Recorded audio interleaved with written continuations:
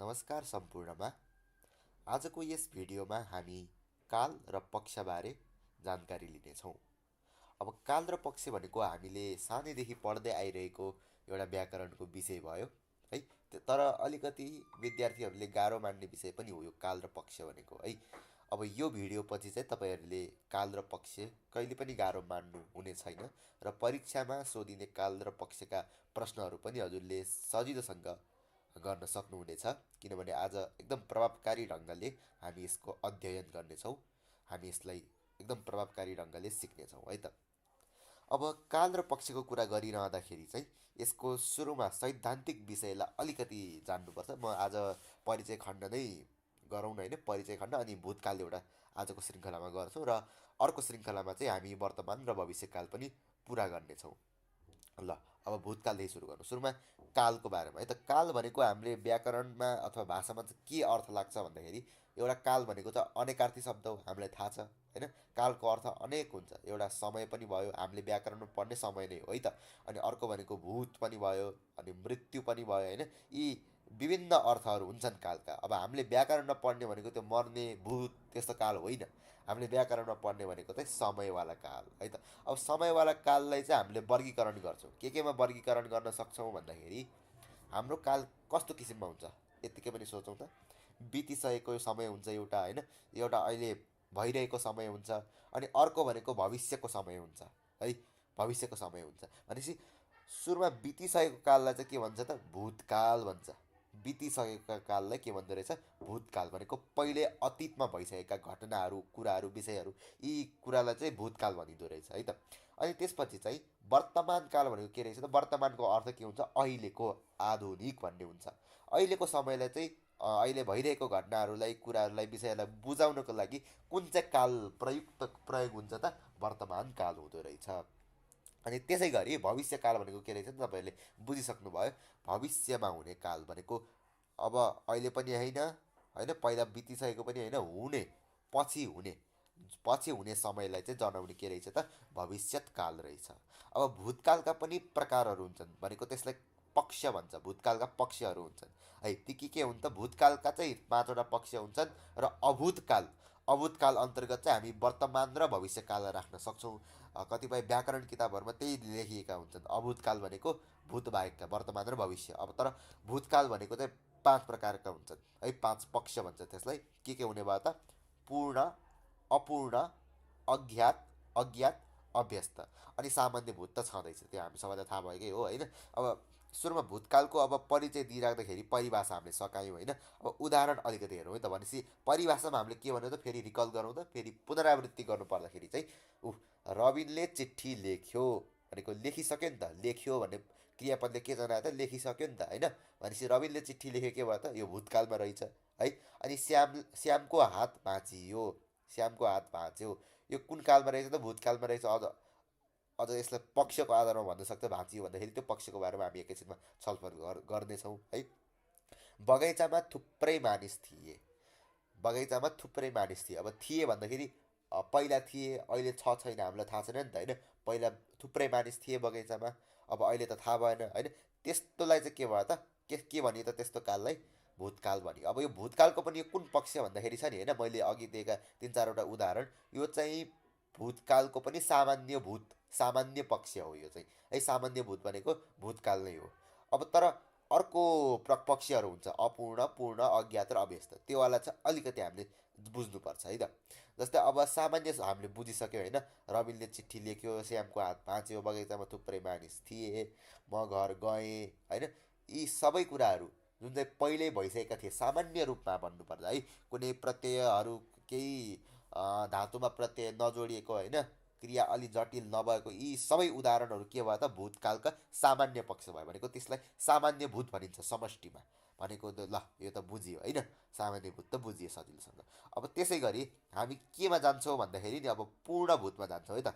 पूर्ण भूत पनि एकदम सजिलो छ। अब पूर्ण पक्ष भन्ने बित्तिकै छ नि, अरू कालमा पनि काम लाग्छ। पूर्ण पक्ष भन्ने बित्तिकै हामीले के कुरा ध्यान दिनु पऱ्यो भन्दाखेरि नि, धातुमा एको, एका, एकी, यी 3वटा प्रत्ययहरू जोडिए भने चाहिँ त्यो के हुन्छ त पूर्ण पक्ष हुन्छ। भूत अब यो कालको त हामीले कुरा गर्ने नै छौँ है। पक्षको बारेमा कुरा गर्नु पर्दाखेरि चाहिँ पूर्णको पूर्ण पक्षमा चाहिँ के हुन्छ अरे, धातुमा एको एकाएकी जोडिन्छन्। जस्तै गएको जा धातुमा एको प्रत्यय जोड, जा भन्ने धातु भयो होइन, त्यसमा एको प्रत्यय जोड्दा के भयो त गएको भयो है। अब त्यसै गरी अब आउ धातुमा एको जोडिदिनुहोस् त के हुन्छ, आउ धातुमा एको जोड्दाखेरि आएको हुन्छ, जा धातुमा गएको। अनि एकी जोड्दाखेरि के हुन्छ त, पुलिङ्गमा एको भयो होइन, एकी भनेको स्त्रीलिङ्गमा हुन्छ। एकीमा के हुन्छ त, एकी जोड्दाखेरि के हुन्छ त, जा धातुमा एकी जोड्नु त गएकी हुन्छ, पुलिङ्गमा गएको स्त्रीलिङ्गमा गएकी है। अब त्यसै गरी अरू के हुनसक्छ त, अब बहुवचन शब्दमा यो पुल्लिङ्ग र स्त्रीलिङ्ग एक वचनमा हामीले हेऱ्यौँ। अब बहुवचन शब्दमा चाहिँ एका जोडिन्छ, धातुमा एका भन्ने प्रत्यय जोडिन्छ। अब जस्तै जा धातुमा एका जोड्नु त गएका हुन्छ होइन, आउ धातुमा एका जोड्नु त आएका हुन्छ होइन। म घर गएको थिएँ है, गएकोले पूर्ण पक्षलाई सङ्केत गर्यो, थिएले के पक्षलाई, थिएले केलाई सङ्केत गर्यो त काललाई सङ्केत गर्यो। गइसकेको थिएँ नि त, गइसकेको भएको कार्य हो भनेपछि के भयो त, यो पूर्ण पक्षको भूतकाल भयो है। बुझ्नुभयो तपाईँहरूले। उनीहरू हिजो आएका थिए है, उनीहरू हिजो आएका थिए, यसमा के भयो त, हिजो भन्ने बित्तिकै भूतकाल भनेर यत्तिकै पनि बुझिहाल्यो। थिए भनेर क्रियापदले बुझ्दा अझ सैद्धान्तिक भयो नि त होइन। थिए भनेपछि क्रियापदले बुझ्दाखेरि चाहिँ त्यो भूतकाल भनेर बुझ्यो। अनि गएका भने कि आएका भने ल गएका थिए, ल गएका भनेपछि चाहिँ त्यो एका प्रत्यय लाग्यो, जा धातुमा एका प्रत्यय लाग्यो भनेपछि सर्वनाममा सर्वनामलाई जनायो नि त होइन, उनीहरू भनेपछि सर्वनाम भइहाल्यो यत्तिकै पनि होइन। एका प्रत्यय लागेपछि के पक्ष भयो त भन्नुहोस् त, पूर्ण पक्ष भयो है। भनेपछि उनीहरू हिजो घर गएका थिए, के काल रहेछ त, भूतकाल त रहेछ, पक्ष पनि अझ भन्नु पर्दाखेरि चाहिँ पूर्णभूत रहेछ। यसरी तपाईँले पूर्णभूत पनि बुझ्नुभयो होइन। भनेपछि फेरि एकचोटि पुनरावृत्ति गर्नुहोस् त, के रहेछ, धातुमा एको एकाएकी भन्ने प्रत्यय जोडियो भने त्यो के हुन्छ त, पूर्ण पक्ष हुन्छ र भूतकाल, अब काल त छँदैछ, यो पक्षको बारेमा पनि कुरा गरियो है त हामीले। अब त्यसै गरी अपूर्णभूत भन्ने हुन्छ, अपूर्णभूत भूतकालकै एउटा पक्ष हो। अपूर्ण भनेको पुरा नभएको, अपूर्णको अर्थ पुरा नभएको, पूर्णको अर्थ पुरा भएको है त। अब अपूर्ण पक्षमा चाहिँ के प्रत्यय लाग्छ भन्दाखेरि दै अथवा तै है। अब दै प्रत्यय चाहिँ हामीले लगाइरहेको हो। अब तै भनेको चाहिँ कस्तो भन्दाखेरि नि होइन, अब बस्दैलाई बस्दै भन्दा पनि मिल्यो होइन, गर्दैमा त दै लाग्छ, धेरैमा चाहिँ अब यस्तो तै प्रत्यय पनि लगाउनु मिल्छ कि, तर त्यो अलिकति गाह्रो जटिल हुन्छ होइन। त्यहाँ तैतिर गयो भने हामी सामान्य रूपमा बुझ्दाखेरि चाहिँ तै प्रत्यय नलगाउँ, दै प्रत्यय अनुसार नै हामी उदाहरणहरू सिर्जना गरौँ है त। तै प्रत्यय पनि लगाउनु त मिल्छ धेरैमा है, धेरै क्रियाहरूमा मिल्छ, नमिल्दैन।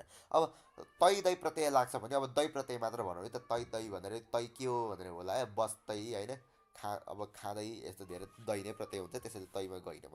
अब दै प्रत्यय लाग्छ भने होइन, अपूर्ण पक्षमा के प्रत्यय लाग्छ अरे, दै प्रत्यय लाग्छ है त। म खाना खाँदै थिएँ, म खाना खाँदै थिएँमा थिएँ भन्ने के भयो त, भूतकाललाई सङ्केत गरिहाल्यो यसले। अब दै भन्यो नि त, खाँदै, खा धातुमा दै प्रत्यय लाग्यो भनेपछि त्यसले केलाई सङ्केत गर्यो त, अपूर्ण पक्षलाई सङ्केत गर्यो, भनेको पुरा भएको थिएन, खाँदै थिए है, पुरा भएको नभएको जनायो नि त होइन, अपूर्ण भनेपछि है। अब त्यसै गरी अब उनीहरू हिजो घर जाँदै थिए, उनीहरू हिजो घर जाँदै थिए, सामान्य उदाहरण।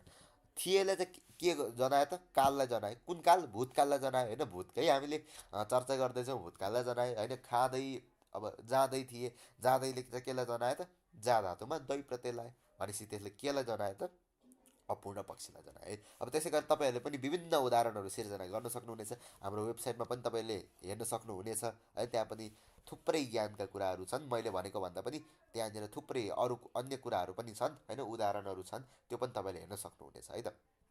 अब त्यसै गरी अपूर्ण भयो, सामान्य भयो, पूर्ण भयो। अब अर्को भनेको भूतकालको मात्र पक्षहरू भनेको चाहिँ अभ्यस्त र अज्ञात, ती दुईवटा छन् है त। अर्को भनेको अभ्यस्त र अज्ञात भनेको भूतकालका मात्र छन्, अनि वर्तमान र भविष्यमा चाहिँ सामान्य, वर्तमान सामान्य, अपूर्ण र पूर्ण छन्।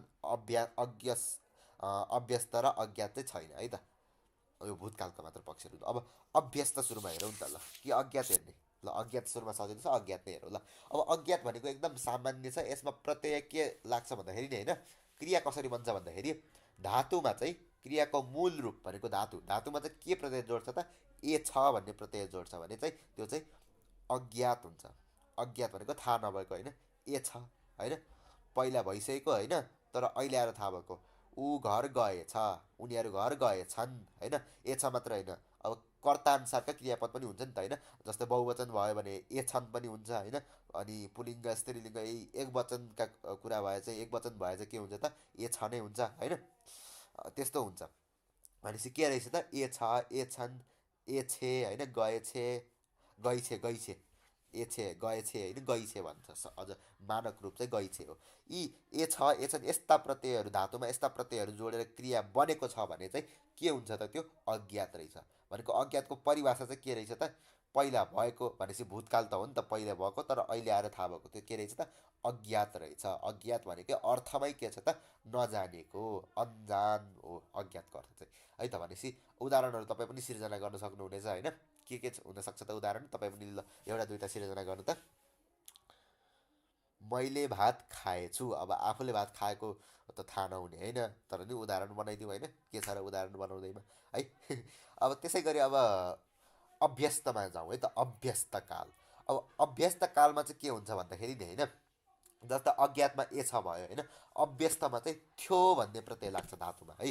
क्रियामा चाहिँ थ्यो भन्ने जोडियो भने थ्यो, थे, थी यस्ता यस्ता क्रियाहरू आयो भने छ नि होइन, हो त्यो के भयो त, अभ्यस्त भयो है। हामी हामी घर जान्थ्यौँ, हामी घर जान्थ्यौँ है। उनीहरू घर जान्थे, उनीहरू विद्यालय आउँथे है। तिनीहरू हामीलाई भेट्न आउँथे, यी क्रियाहरू आउँथे, आउँथ्यो होइन, यी सबै जोडियो भने चाहिँ छ नि होइन, थे, थ्यो, यी, थी यस्ता क्रियापदहरू जोड्यो भने चाहिँ त्यो के हुँदो रहेछ त, अभ्यस्त हुँदो रहेछ। भनेपछि अभ्यस्त भनेपछि वर्तमान र भविष्य गर्न मिलेन, अभ्यस्त भन्ने बित्तिकै भूतकाल मात्र भयो। अनि अज्ञात भनेपछि नै के भयो त, अज्ञात भन्ने बित्तिकै भूतकाल मात्र भयो, वर्तमान र भविष्यमा हुँदैन जस्तो मैले अघि नै भनिसकेँ है। अब हामीले यो भूतकालका श्रृङ्खला सकायौँ यस भिडियोमा है। यो छोटो मिठो भिडियो बनेको छ, तपाईँहरूले केही समस्या छ भने तपाईँहरूले कमेन्ट पनि गर्न सक्नुहुनेछ युट्युबमा, र हाम्रो वेबसाइटलाई पनि तपाईँहरूले भिजिट गर्न सक्नुहुनेछ, भाषा लर्न वेबसाइटलाई। र त्यहाँ विभिन्न अभ्यासहरू छन्, एक्सर्साइजहरू छन् है। तपाईँहरूले एकदम सृजनात्मक रूपमा त्यो अभ्यासहरू गर्न सक्नुहुनेछ, तपाईँहरूलाई एकदम रमाइलो लाग्नेछ, र तपाईँको सिकाइको स्तरलाई पनि वृद्धि गर्न चाहिँ सहयोग गर्नेछ हाम्रो वेबसाइटले। हस् त, आजको भिडियोलाई यति नै, र अर्को श्रृङ्खलामा हामी के प्रस्तुत गर्नेछौँ भन्दाखेरि वर्तमान काल र भविष्यकाल है, कालका दुई पक्ष अझै बाँकी छन् हो। यसमा चाहिँ भूतकाल भयो, अब अर्कोमा चाहिँ वर्तमान र भविष्यको बारेमा छलफल गर्नेछौँ। हस्, धन्यवाद।